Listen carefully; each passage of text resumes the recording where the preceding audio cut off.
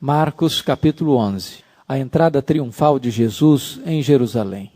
Quando se aproximavam de Jerusalém, de Betfagé e Betânia, junto ao Monte das Oliveiras, enviou Jesus 2 de seus discípulos e disse-lhes: Ide à aldeia que aí está diante de vós, e logo ao entrar achareis preso um jumentinho, o qual ainda ninguém montou. Desprendei-o e trazei-o. Se alguém vos perguntar por que fazeis isso, respondei: o Senhor precisa dele, logo o mandará de volta para aqui. Então foram e acharam o jumentinho preso, junto ao portão, do lado de fora, na rua, e o desprenderam. Alguns do que ali estavam reclamaram: que fazeis soltando o jumentinho? Eles, porém, responderam conforme as instruções de Jesus.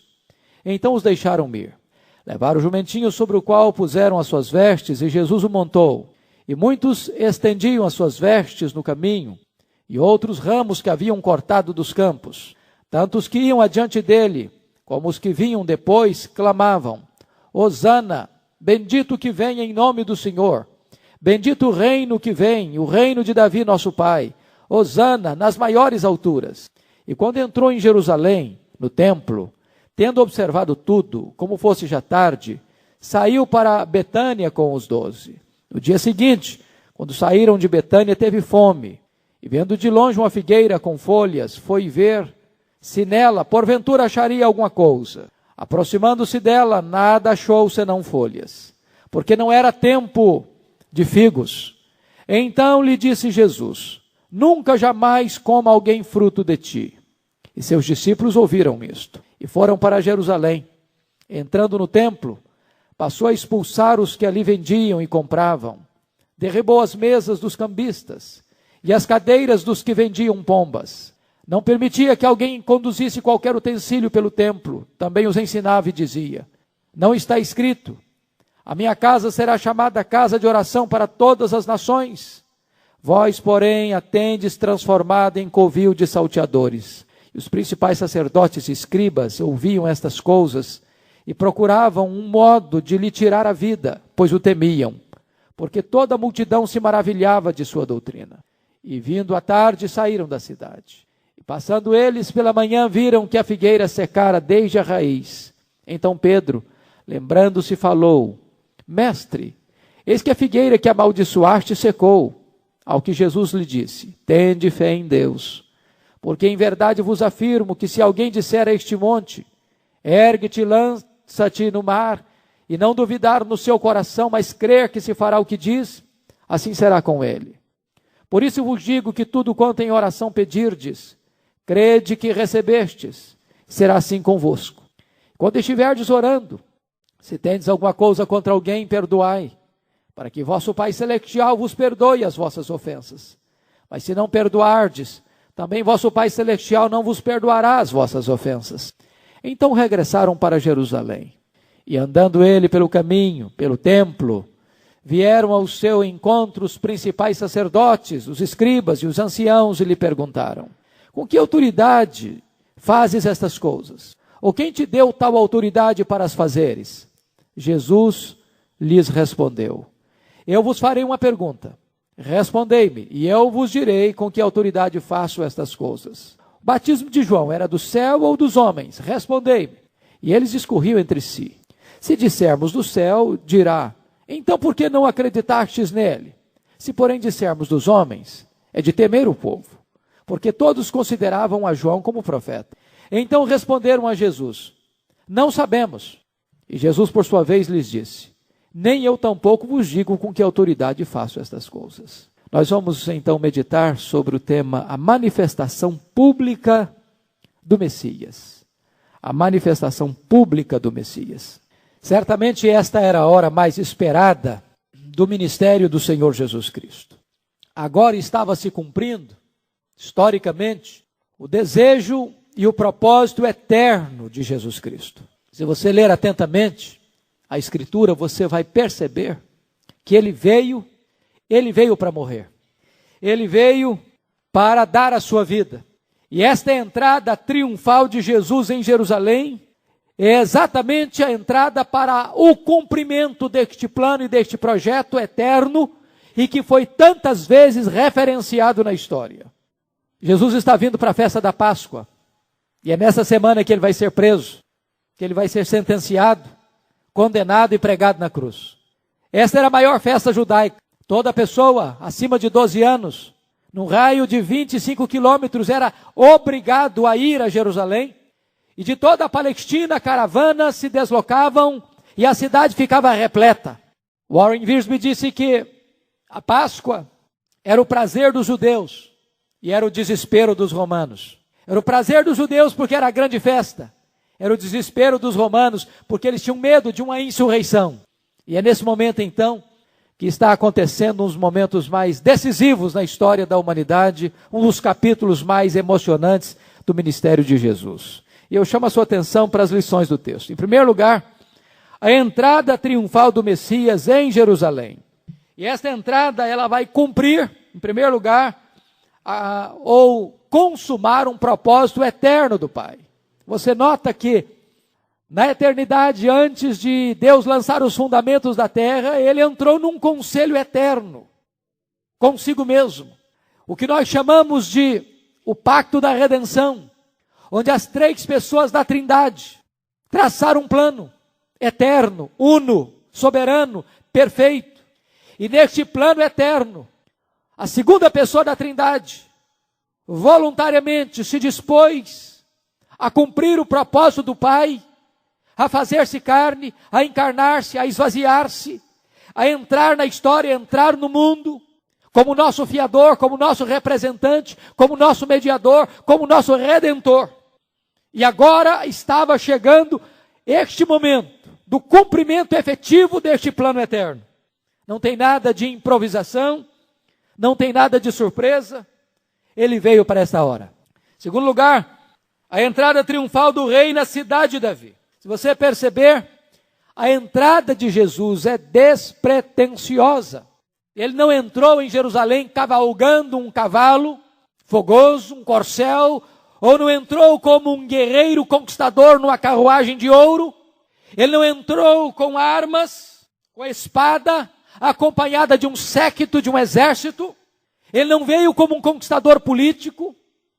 Ele não veio como alguém que iria brandir a espada e impor o seu governo à força. Ele entra em Jerusalém montando um jumentinho, humildemente, despretensiosamente, revelando a Jerusalém e ao mundo que a sua missão não era uma missão de guerra, era uma missão de paz. Que ele não veio para impor o seu reino à força, mas conquistar os corações pelo seu amor. Certamente esta entrada triunfal foi totalmente diferente daquilo que os romanos conheciam. Quando um general romano fazia a sua entrada triunfal em Roma, depois de uma empreitada, quando ele conquistava alguma cidade, algum povo, via de regra, para um general ser aplaudido e entrar em Roma com todos os direitos de um conquistador, ele teria que ter matado no mínimo 5.000 homens. Segundo, ele teria que vir em carruagem, seguido de um séquito que o aplaudia, trazendo seus conquistados acorrentados. E então, sob o som de música, dos aplausos da multidão, do incenso dos sacerdotes que queimavam incenso em sua honra, em seu favor, ele entrava triunfantemente. E os seus conquistados, muitas vezes, eram jogados nas arenas para serem devorados pelos animais, ou muitos deles eram passados ao fio da espada diante da multidão delirante. Mas o Senhor Jesus Cristo entra em Jerusalém para cumprir a profecia de Zacarias 9:9, que diz assim: Alegra-te muito, ó filha de Sião, exulta, ó filha de Jerusalém, eis aí vem o teu rei, justo e salvador, humilde, montado em jumento, num jumentinho, cria de jumenta. Ele é rei, ele é justo, ele é salvador, ele é humilde. Mas notem vocês, que mesmo sendo humilde, ele é onisciente. Quando ele manda os 2 discípulos ir buscar um jumentinho, ele sabia que tinha um jumentinho, onde estava o jumentinho, em que circunstância estava o jumentinho, e o que eles deviam falar, que resposta eles haveriam de ouvir, e que retorno eles deveriam dar. Segundo lugar, você nota em Jesus a autoridade. Quando alguém perguntar, o que vocês estão fazendo? O Senhor precisa dele. Não tem conversa, não tem desculpa. O Senhor precisa dele, isso basta. Você nota aí a atitude honesta de Jesus. Ele vai devolver o jumentinho. E você percebe o domínio de Jesus no reino animal. O jumentinho nunca tinha sido montado, portanto era um animal ainda indócil, não preparado para a montaria, mas Jesus haveria de montar nele e aquele jumentinho haveria de comportar-se de maneira correta. Até os instintos dos animais está sob a autoridade do Senhor Jesus Cristo. Você nota aí que este rei não é um rei que demonstra glória humana. Aliás, quando ele precisou falar, ele usou um barco emprestado. Se você perceber, quando Jesus entra em Jerusalém, ele vai precisar de um jumentinho emprestado. Agora, quando ele precisa ser sepultado, ele vai precisar de uma sepultura emprestada. Ele não ostenta riqueza, ele não ostenta poder. Ele vem manso e humilde. Mas notem vocês que agora existe a proclamação pública do Messias. E nós podemos notar que existem duas multidões. Jerusalém já estava repleta de gente. Se você ler o registro de João, João está dizendo que o povo que estava em Jerusalém sai ao seu encontro. A multidão que vem subindo com ele de Jericó, e era uma numerosa multidão, agora vai gritando atrás dele: Hosana, bendito que vem em nome do Senhor, bendito o Rei, filho de Davi, Hosana nas maiores alturas. Você nota aqui a saudação de Jesus, e nessa saudação de Jesus algumas coisas estão claras. Primeiro, eles entendem claramente quem é Jesus. Primeiro, eles sabem que ele é o Salvador. Hosana, essa palavra Hosana é um clamor por salvação. É uma súplica por salvação. Aquela multidão que estava em Jerusalém compreendia claramente que estavam diante do Messias Salvador, do prometido, do Redentor, daquele que haveria de resgatar o seu povo de seus pecados. E eles entenderam isso, que eles estavam diante do Salvador. Mas notem vocês que eles apontam Jesus também como rei. Olhem aí, por favor, no capítulo 11, no versículo de número 10, bendito o reino que vem, o reino de Davi, nosso pai. Havia uma promessa de que o reino de Davi não passaria. E obviamente não está se pensando em Davi ou num rei político, ou num rei humano. O reino de Davi foi um reino terreno e temporal. O reino do Messias haveria de ser um reino espiritual e eterno. Os reinos do mundo se levantaram e caíram. Os grandes impérios surgiram e desapareceram. As grandes potências mundiais dominaram o mundo por um período e logo depois fracassaram. Mas o reino de Deus, o reino de Cristo, é um reino eterno. Ele jamais passará. É a grande música do Aleluia de Handel. É reino eterno, jamais passará. Ele vai dominar todo o universo e nunca será destruído. Esta é a linguagem lá de Daniel capítulo 2. Daquela pedra não lavrada por mãos, que toca naquela imagem construída por Nabucodonosor, cuja cabeça era de ouro, cujo peito era de prata, cujos quadris eram de bronze, cujas pernas, os pés, eram de ferro e barro. E diz a Bíblia que quando a pedra toca na estátua, que era um símbolo dos grandes impérios, babilônico, medo-persa, grego e romano, quando esta pedra, que é um símbolo do reino de Deus, toca nessa estátua, ela vira pó. E a pedra, então, diz a Bíblia, que ocupa todo o mundo. É o reino de Deus que domina universalmente. É o reino de Deus que é eterno, que jamais pode passar. Logo depois que você vê a entrada triunfal, você vê o segundo ponto da mensagem, que é o juízo do Messias. Vamos olhar o segundo ponto, o juízo do Messias. E aqui você vai notar um texto dentro do outro, né? Você percebe que Jesus fala da figueira, depois purifica o templo e depois volta para a figueira. Por que esta interposição? Por que esta simbiose dos dois textos? Você vai notar que as duas figuras estão tratando do mesmo assunto, do mesmo tema. Na verdade, você vai perceber que tanto a figueira estéril quanto o templo contaminado estão apontando para o fracasso espiritual da nação de Israel, que não cumpriu o seu propósito, o seu projeto, e que desta maneira está desqualificado para representar o povo de Deus. Se você perceber, Israel aqui, sem frutos, revela aqui o Israel externo, é a figueira, visível, mas não apenas está externamente sem fruto, como o símbolo da figueira, mas está internamente corrupto, como a linguagem do templo, que precisa ser limpado, faxinado, porque está cheio de pecado, de sujeira. E eu quero então aqui levantar alguns pontos para a nossa meditação e enlevo sobre o juízo do Messias. Em primeiro lugar, uma propaganda enganosa. Uma propaganda enganosa. Diz o texto, você com a Bíblia aberta aí no versículo 12 e 13, que vendo de longe uma figueira com folhas, foi ver se nela, porventura, acharia alguma coisa. Aproximando dela, nada achou senão folhas, porque não era tempo de figos. Então lhe disse Jesus, nunca mais como alguém fruto de ti. E seus discípulos ouviram isto. Por que esta figueira está fazendo uma propaganda enganosa? O que está acontecendo com esta figueira? Talvez você possa perguntar, se Jesus tinha poder para amaldiçoar a figueira e fazê-la secar, por que Jesus não usou então o seu poder para restaurar a figueira, para que ela fosse frutífera? Alguns exegetas têm grande dificuldade em lidar com esse texto, porque parece que não combina com o caráter de Jesus, ou com a personalidade de Jesus, com a doçura de Jesus. Jesus sempre usou o seu poder para restaurar, para curar, para levantar, para reerguer, para abençoar. Por que Jesus está usando o seu poder para amaldiçoar, para fazer secar, para fazer morrer? O que está por trás deste milagre de Jesus? Aliás, só 2 vezes Jesus usou milagres dessa maneira. A primeira delas foi na libertação do Gadareno, quando Jesus permite que os demônios saiam para uma manada de 2.000 porcos e eles perecem despenhadeira abaixo, mergulhando no mar e perecendo no mar. Por que Jesus usou esses 2 milagres no sentido destrutivo?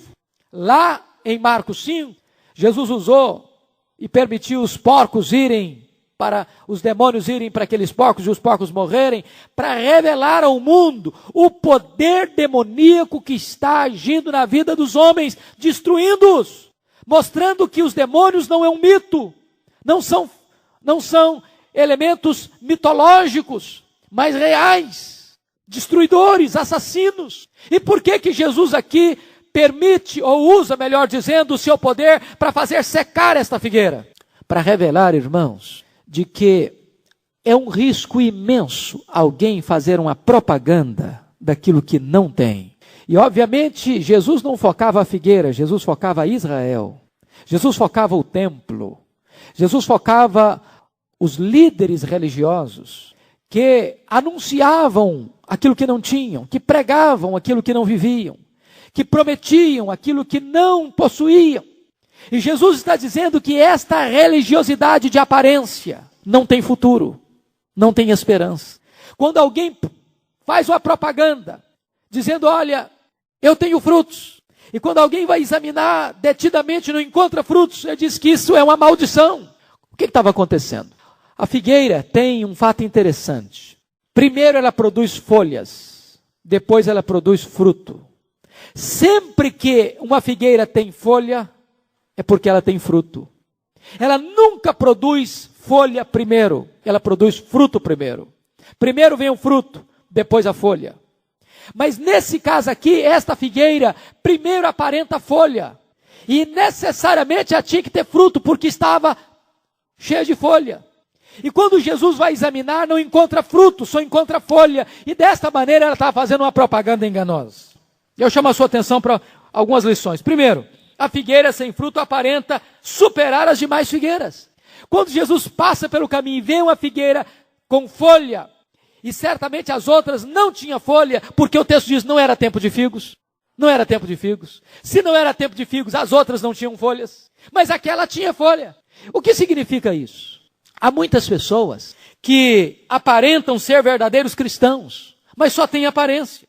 São loquazes na conversa. São profundos na especulação teológica, mas espiritualmente estão estéreis, estão mortos, não têm frutos. Segundo lugar, a figueira sem frutos parecia desafiar as estações do ano.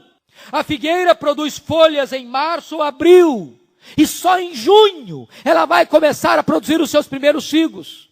E lá para setembro ela vai produzir uma segunda safra, e em dezembro uma terceira safra. Mas era período de abril. Não era período de figos, mas esta figueira estava cheia de folhas, fazendo uma propaganda enganosa daquilo que ela não possuía. Desta maneira, Ela estava apontando para aquelas pessoas que parecem muito adiantadas em comparação com as pessoas ao seu redor. Há pessoas que você chega e diz, puxa vida, que pessoa fantástica, que pessoa extraordinária, que pessoa espiritual, que pessoa notória.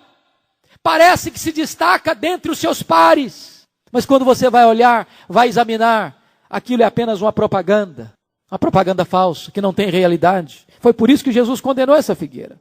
Terceiro lugar, a figueira sem frutos atrai a atenção das pessoas. Você percebeu isso?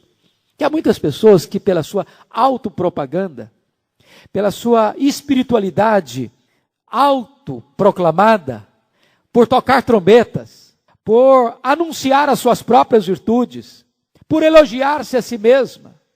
As pessoas às vezes se encantam e se aproximam, mas quando se aproximam percebem que elas não têm nada a não ser aparência. Aliás, vou abrir um parênteses, preste atenção nisso. Sempre que você vê um crente elogiando a si mesmo, bote os 2 pés para trás. Sempre que você vê uma pessoa, em todas as conversas dela, ela é o herói, ela é mais inteligente, ela é mais espiritual, ela é mais crente que os outros. Cuidado, você pode estar diante da pessoa mais carnal. A Bíblia diz, não sejam os teus lábios que te louvem. Não tem sentido você elogiar você mesmo, você bater palma para você mesmo. Você dizer como fariseu, Senhor, graças te dou porque eu não sou como os demais homens. Nem como este miserável publicano. O que estava acontecendo com essa figueira é que ela estava se autoelogiando. Ela estava fazendo uma propaganda extraordinária de algo que ela não possuía. Agora veja aí em segundo lugar, uma investigação meticulosa. O rei Jesus vai investigar a figueira, como vai investigar a nação de Israel, como vai investigar o templo. Olha o versículo 12, o versículo 11. Olha um fato interessantíssimo. Jesus entra em Jerusalém, quando entrou em Jerusalém, no templo, tendo observado tudo. Jesus é um observador. Ele entrou no templo e observou tudo, não falou nada, mas viu tudo. Tudo. Jesus era estratégico, ele também não agiu nessa hora, porque o dia já estava declinando, já era tarde, tinha muita coisa para fazer, eu não ia poder fazer tudo que queria fazer naquele momento já tarde, então ele chega, olha e observa tudo e vai embora para Betânia. Eu quero dizer para você que Jesus, ele observa. Leia as cartas do Apocalipse e você vai ver que Jesus está observando as igrejas, identificando a falta de amor numa, identificando a heresia noutra, identificando a imoralidade noutra, identificando a falta de vida noutra, identificando a mornidão noutra. Jesus está identificando a fraqueza de uma, a porta aberta para outra. Ele analisa você e a mim. Ele sonda, seus olhos são como chamas de fogo. E ele nos ensina algumas lições aqui. Primeiro, Jesus tem o direito de procurar frutos em nossa vida. Ou você não pensa que tem? Ele tem o direito de procurar fruto na nossa vida. A Bíblia diz que não fomos nós que escolhemos a Deus, foi Deus que nos escolheu e nos designou para darmos frutos. E nisto é glorificado meu Pai, em que deis muito fruto. Então o Senhor Jesus tem todo o direito de entrar na nossa vida, de puxar a folhagem da nossa vida, de puxar a ramagem da nossa vida e de buscar nas ramagens da nossa vida fruto.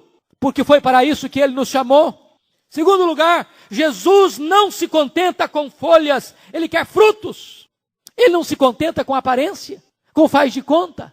Irmãos, que lição tremenda esta parábola, ou melhor, este fato da figueira nos apresenta.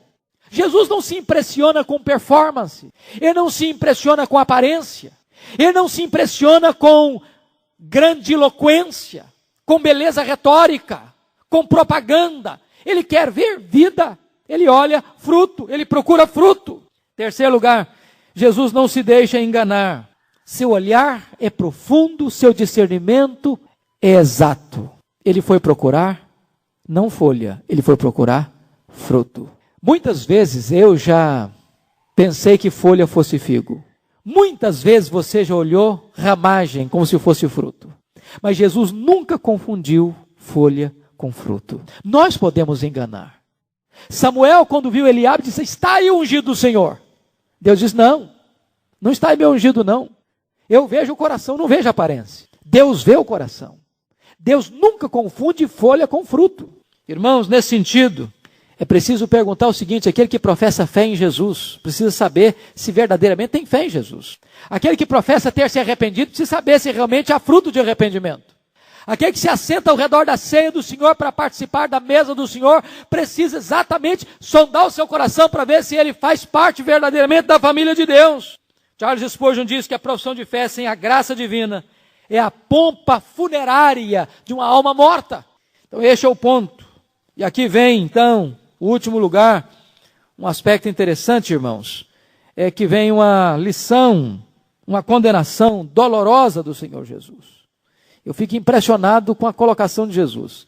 São duas colocações. Primeiro, diz o texto que Jesus amaldiçoou a figueira e ela secou desde a raiz. Se a raiz seca, não tem fruto. João Batista já tinha alertado essa nação, vocês lembram disso? O machado já está posto na raiz da árvore. A nação não ouviu João Batista. E agora a árvore seca desde a raiz. E esta árvore é um símbolo do Israel. Passou o seu tempo. Acabou a sua oportunidade.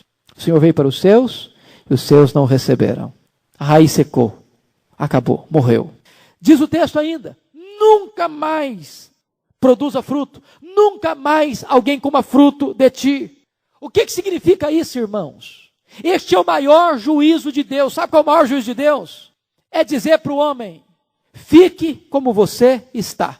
Permaneça como você está. Você está sem fruto? Fique sem fruto. Você está sem graça? Fique sem graça. Continue o justo sendo justo. Continue injusto sendo injusto. Não tem condenação maior para o pecador do que esta. E será esta a sentença no dia do juízo. Continue o injusto sendo injusto. Fique como você está eternamente. Você não quis Deus? Fique sem Deus a eternidade toda. Você não quis se arrepender? Fique sem arrependimento a eternidade toda. Você não produziu fruto? Fica sem fruto o resto da vida. Spurgeon dizia que Jesus não amaldiçoou esta figueira. Ela já era uma maldição. Ela já era uma maldição.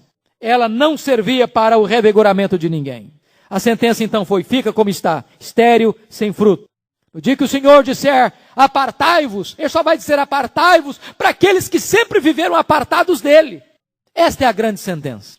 E aí o Senhor Jesus, no meio desse fato, note você, que aí passa a história da purificação do templo. Jesus vem para Jerusalém, purifica o templo. E agora no outro dia, diz o texto, versículo 20, e passando eles pela manhã, viram que a figueira secara desde a raiz. Então Pedro, lembrando-se, falou: mestre, eis que a figueira que amaldiçoaste secou. Ao que Jesus lhes disse: tende fé em Deus. Porque em verdade vos afirmo que se alguém disser a este monte: ergue-te, lança-te no mar, e não duvidar no seu coração, mas crer que se fará o que diz, assim será com ele. Jesus vai dar uma lição primorosa aqui, parece que não está conectado, mas está. Se o templo falhou, se a nação de Israel falhou, nesta relação do homem com Deus, de levar o povo a ter uma relação com Deus, Jesus está dizendo agora como é que você pode ter uma relação pessoal e direta com Deus. E olha aí o que ele vai dizer para nós. Há dois elementos aí. Primeiro elemento: para você ter uma relação correta com Deus, você precisa estar ligado a Deus na vertical e ligado ao seu irmão na horizontal. Você precisa ter fé em Deus, você precisa ter amor ao seu irmão.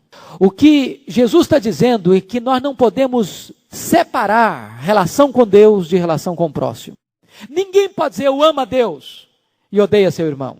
Ninguém pode dizer eu tenho comunhão com Deus e não tem comunhão com seu irmão. Ninguém pode dizer que tem uma vida espiritual robusta se ele está com seus relacionamentos interpessoais trincados. Isso é tão sério, que Pedro chega a dizer que se um marido não viver a vida comum do lar, as suas orações são interrompidas. Se ele não tratar a esposa com dignidade, com carinho, com afeto, com amor, com respeito, a vida de oração dele está interrompida. Não há comunhão com Deus se existir comunhão com o próximo. E aí Jesus vai desdobrar o assunto. Primeiro diz: tende fé em Deus. E ele usa a seguinte figura: se você tiver fé em Deus, você vai olhar para esse monte e diz: monte, sai daqui e vai para lá. E vai ser assim. É claro que Jesus não está falando aqui, irmãos, de transplantar montanhas físicas, geográficas. Ele está usando uma figura. Você nunca encontrou na história bíblica qualquer pessoa que tenha transferido um monte de um lugar para o outro. Porque você tirou de um lugar, vai botar onde? Na verdade, a cultura judaica entendia que um grande problema era uma montanha. Eles entendiam um grande problema com a montanha. Você pode até notar isso lá em Zacarias 4:7, que essa figura é usada, de transportar montanha, como um grande problema. O que ele está dizendo é o seguinte: se você tiver fé em Deus, aquele problema que se interpõe no seu caminho pode ser removido. Aquela dificuldade intransponível pode ser resolvida.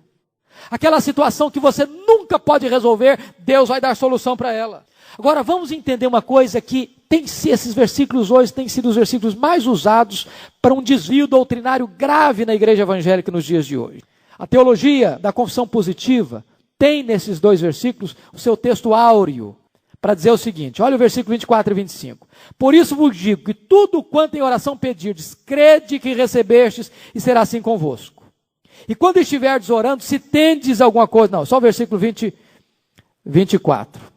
Tá? É o 23 e 24, eu pulei o 23. Porque em verdade vos afirmo que se alguém disser a este monte, ergue-te e lança-te no mar, e não duvidar no seu coração, mas crer que se fará o que diz, assim será com ele. Por isso vos digo que tudo quanto em oração pedirdes, crede que recebestes, e será assim convosco.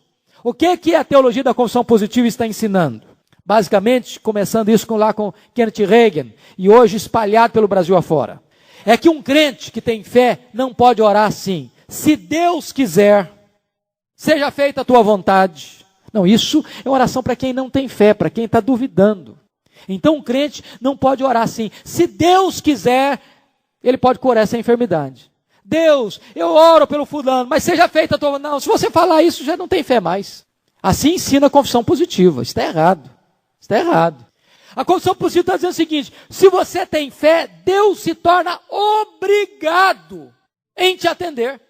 Deus se torna refém da sua fé. Ele não pode deixar de te atender, porque Ele está obrigado em atender. Porque se você crê que vai ser assim, então tem que ser assim, necessário e imperativamente. Alguns crentes hoje que acham que e tem muita gente ensinando essa besteira por aí afora, alguns teleevangelistas ensinando isso, que você não deve orar assim, se for da tua vontade. Eu quero dizer para os irmãos que estes versículos 23 e 24, eles não estão em oposição às outras verdades bíblicas também, que nos ensinam acerca da oração. Por exemplo, a vontade de Deus. Por exemplo, você ter uma vida limpa. Está lá no Salmo 66, 18. Se você tiver guardar iniquidade no seu coração, o Senhor não ouve você. Segundo a vontade de Deus, é um princípio básico. Agora, o que Jesus quer explorar aqui é o aspecto da fé. Porque às vezes nós pedimos e não recebemos. Porque nós pedimos e não temos fé que vamos receber. Nós não confiamos que Deus é poderoso para dar. O que Jesus quer enfocar aqui é que você precisa crer que Deus é poderoso para remover dificuldades na sua vida, se você crer. Que Ele é poderoso para atender a sua súplica, não importa a grandeza do pedido que você vai fazer. Agora, outra coisa que Jesus estabelece aí é o perdão. Olha o versículo 25. Você não vai ter prosperidade na oração, você não vai ter vitória na oração, se você não tiver fé em Deus. Primeiro ponto. Segundo, você não vai ter vitória na oração se você tiver mágoa no coração. E quando estiveres orando, eu nem pergunto se estiveres orando não, porque pressupõe que o crente ora. E quando estiveres orando, se tendes alguma coisa contra alguém, perdoai. Note você que Jesus não está dizendo que o fato de você ser cristão, você vai ser perfeito. Que o fato de você ser cristão, você vai ter um relacionamento 5 estrelas toda a vida, com todo mundo. Que o fato de você ser crente, não significa que você não vai se aborrecer com alguém. Por isso ele diz assim: e quando estiveres orando, se tendes alguma coisa contra alguém, perdoai. É possível, às vezes, nós termos tensões nos relacionamentos humanos. Mas se surgir, é preciso perdoar para orar. Porque se você não perdoar, pode parar de orar, porque também não vai resolver. Não tem vida de oração onde não tem espírito de perdão. Não tem comunhão com Deus quem não tem comunhão com o próximo. O verso 26 é claro: se não perdoardes, também vosso Pai Celestial não vos perdoará as vossas ofensas. Deixa eu partir para o outro ponto, o terceiro ponto, que eu chamo a sua atenção: o zelo do Messias. Agora os versículos 15 a 19. Vamos olhar agora a purificação do templo. O propósito da casa de Deus, em primeiro lugar. Para que a casa de Deus foi estabelecida? A minha casa será chamada casa de oração para todos os povos, ou para todas as nações. No verso 11, Jesus chega no templo e observa tudo. No dia seguinte, ele chega em Jerusalém e diz o verso aí, por favor, note aí comigo, versículo 13. Versículo 15. E foram para Jerusalém, entrando ele no templo, passou a expulsar os que lhe vendiam e compravam, derrubou as mesas dos cambistas e as cadeiras dos que vendiam pombas. O que está acontecendo aqui? Eu chamo a sua atenção. O que está acontecendo aqui? Era a grande festa. Era a festa do sacrifício. Aí o que aconteceu? Existiam vários pátios no templo. O pátio dos gentios, o pátio das mulheres, o pátio dos homens, o pátio dos sacerdotes. E neste pátio dos gentios, o pátio externo, os comerciantes se instalaram, armaram as suas barracas, fizeram uma feira livre e começaram a vender ali os animais, as pombas, os animais para os sacrifícios. E o que acontecia?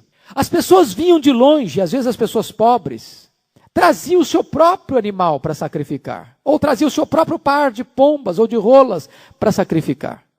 Mas a máfia comercial instalada no templo, mancomunada com os sacerdotes, dizia o seguinte: bom, esse animal você trouxe, mas não serve não. Enxergava algum defeito no animal. O animal não tinha defeito, mas eles botavam um defeito no animal.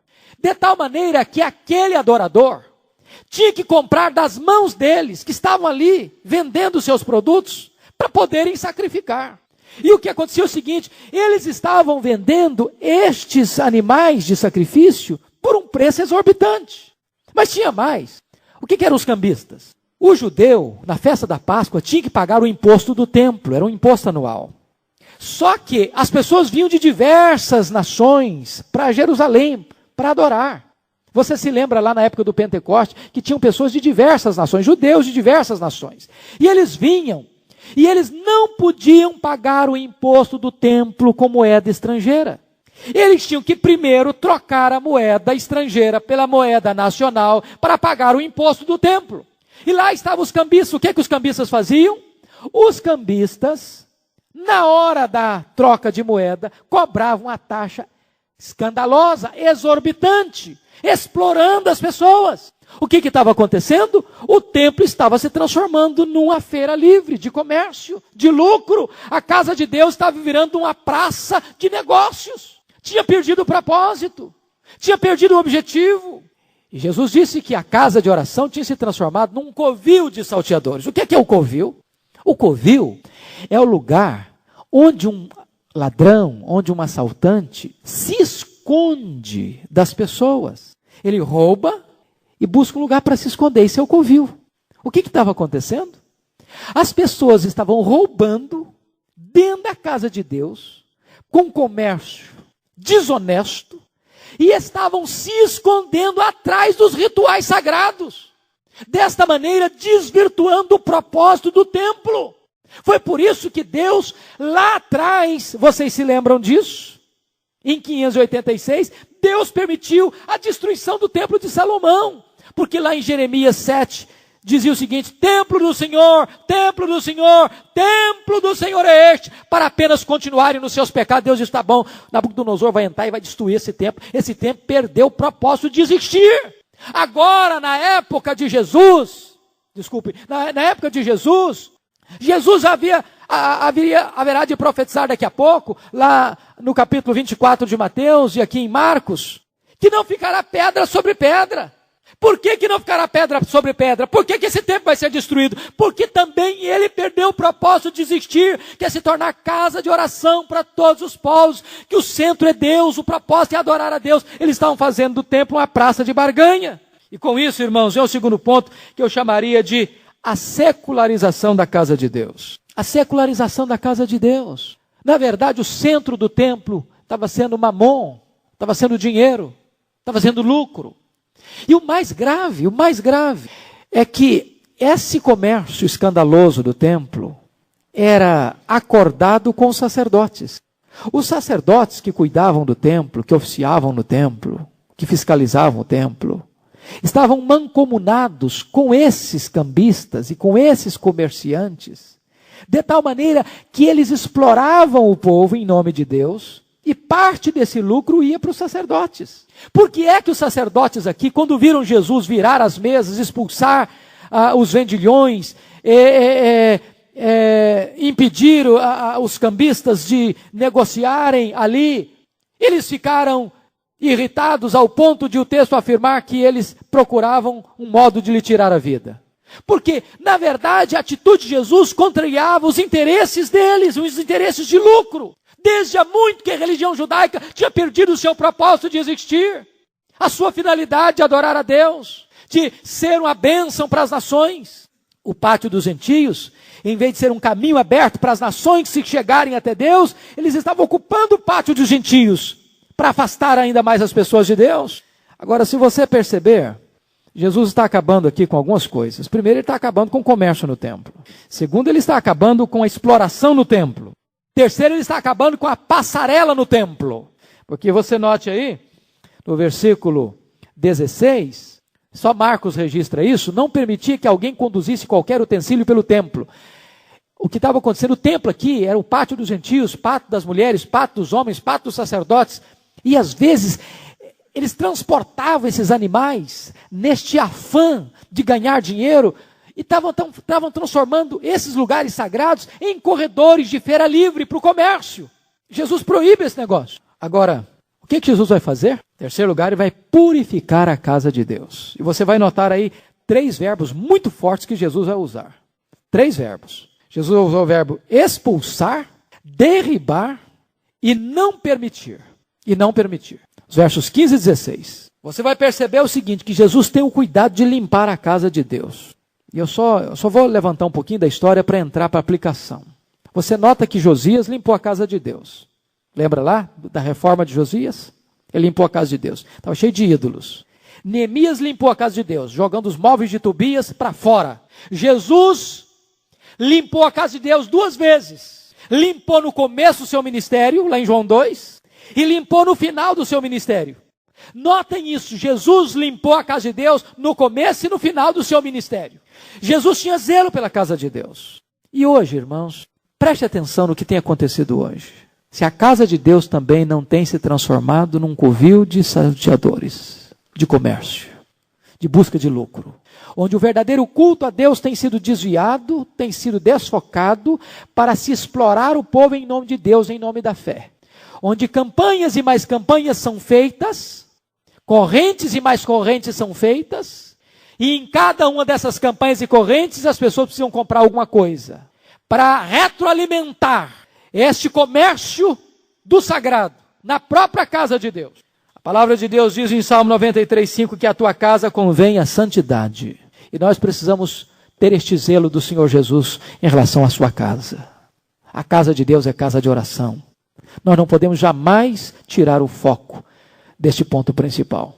Mas terminando esta lição de Jesus, você encontra a partir do verso 27, que agora estes sacerdotes, que no versículo 18, juntamente com os escribas, procuravam um modo de tirar a vida de Jesus, eles não têm coragem de tirar a vida de Jesus de frente. Por que eles não têm coragem? O versículo 18 explica. Pois o temiam porque toda a multidão se maravilhava da sua doutrina. Não adianta bater de frente com esse Jesus, porque se nós batermos de frente com ele, o povo vai ficar contra nós. Eles eram convenientes. Eles não tinham coragem de perder as regalias que o povo oferecia para eles. De se enriquecerem usando o templo, usando o culto, usando o sacrifício. Então eles armam um plano melhor na cabeça deles. Eles querem pegar Jesus no contrapé. Eles querem ter alguma causa para acusar Jesus, para apresentar Jesus às autoridades romanas. E olha aí a astúcia deles. Então vem aí um plano maligno. Versículo 27 e 28. Então regressaram para Jerusalém e andando ele pelo templo, vieram ao seu encontro os principais sacerdotes, os escribas e os anciãos. Esses agora são a nata, aqueles que compõem o sinédrio, e lhe perguntaram, com que autoridade fazes estas coisas, ou quem te deu tal autoridade para as fazeres? Que coisas? De limpar o templo. Estão preocupados com o templo. De Jesus ter desarticulado o comércio deles. De Jesus ter minado a fonte de lucro deles. Com que autoridade? Ou quem te deu a autoridade?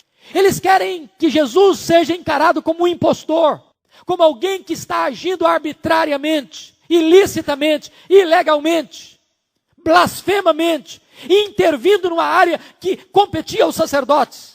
Desta maneira, o plano deles foi um plano maligno, porque em vez de obedecerem o mestre, eles estão prontos a matar o mestre. Eles não querem aceitar a verdade. Aí vem uma pergunta maliciosa: com que autoridade ou em nome de quem? E Jesus então dá uma contra-pergunta corajosa. Jesus é maravilhoso. Via de regra, quando alguém fazia uma pergunta de algibeira para ele não respondia. Ele respondia com outra pergunta. Lembram lá dos fariseus perguntando sobre divórcio? É lícito ao marido repudiar sua mulher por qualquer motivo? Não tendes lido? Fez outra pergunta. Com que autoridade? Ou em nome de quem? Eu lhes farei uma outra pergunta. O batismo de João era do céu ou dos homens? Respondem-me. Notem que Jesus não está fazendo uma pergunta qualquer, não. A pergunta de Jesus está profundamente conectada com o assunto. Por quê? Porque João Batista foi o homem que apontou Jesus como o Cordeiro de Deus que tira o pecado do mundo. João Batista foi o precursor de Jesus, dizendo: convém que ele cresça e que eu diminua. João Batista foi o homem que batizou Jesus na sua identificação com o povo, como Messias, como Salvador, como aquele que haveria de dar a sua vida pelos pecadores. E Jesus pergunta: o batismo de João é do céu? Em outros termos, é de Deus ou é dos homens? A pergunta foi complicada para eles, e eles então saíram à parte e começaram a discutir. Bom, se nós falarmos que o batismo de João é do céu, Jesus vai perguntar: mas por que vocês não obedeceram? Por que vocês não seguiram? Por que vocês não o acataram? Por que vocês rejeitaram João Batista? Mas se nós falarmos que o batismo de João é dos homens, a multidão vai ficar contra nós, o povo vai ficar contra nós, porque o povo considera João profeta.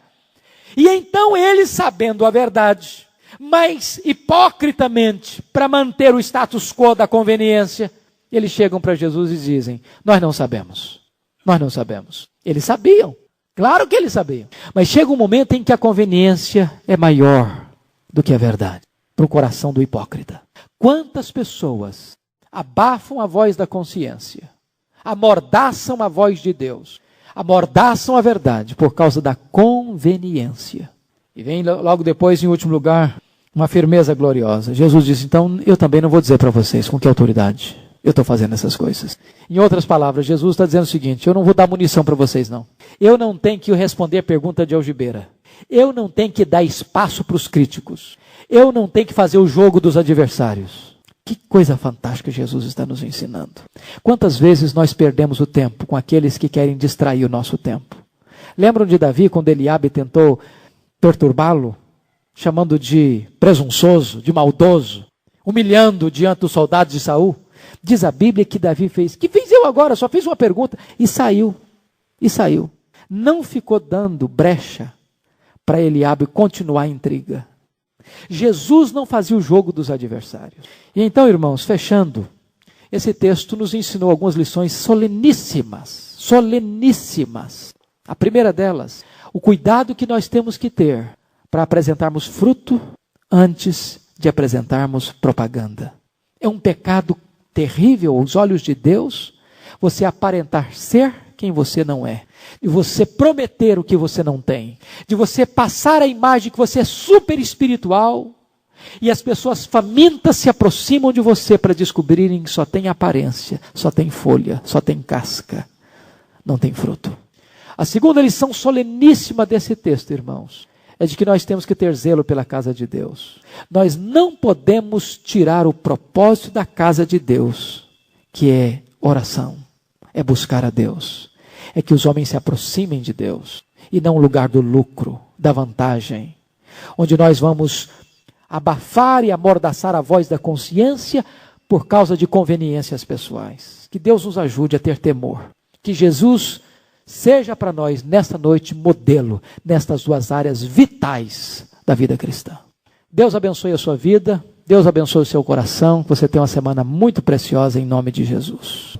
Irmãos queridos, que a graça de Jesus Cristo, o nosso grande Deus e Salvador, que o amor eterno e insondável do Pai, e que a comunhão e o consolo do Espírito Santo sejam sobre vós e sobre toda a igreja de Deus, agora e sempre. Amém.